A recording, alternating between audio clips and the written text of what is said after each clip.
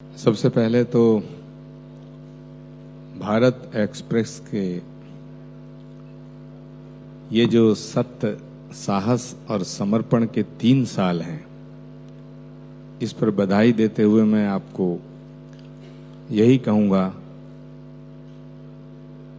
कि सत्य, साहस और समर्पण के 3 साल भारत एक्सप्रेस बेमिसाल। आपको बधाई। अब सवाल पे आता हूं। उपेंद्र राय जी, आपने कहा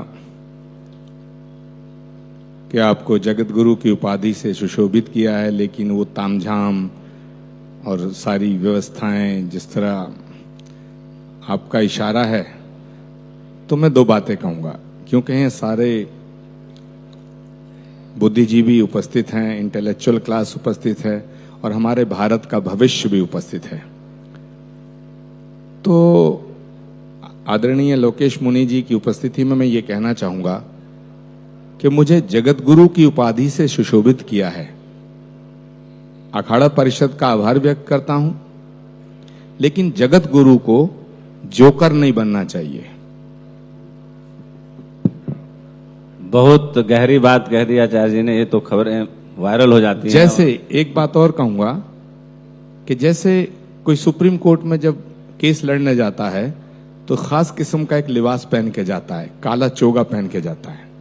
ऐसे ही जब कभी डॉक्टरेट की उपाधि लेने जाते हैं आप, तो एक खास किस्म की लिबास को पहन के जाते हैं।